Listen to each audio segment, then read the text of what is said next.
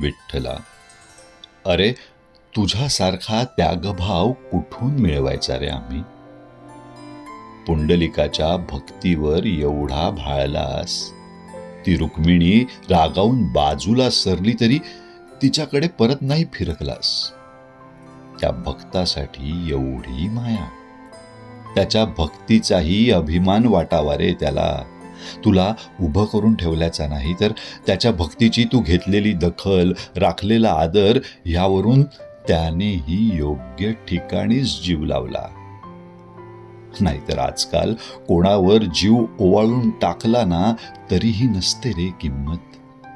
आणि म्हणूनच तर होत नाही कित्येकांची हिंमत. स्वतःवर भरभरून प्रेम करतोच रे आम्ही, पण मनात घर वसून जातच ना कोणीतरीही. आता मात्र आपल्यातला पुंडलिक जागवावा लागेल. आई वडिलांच्या सेवेएवढ्याच सत्कर्मात गुंतवावं लागेल.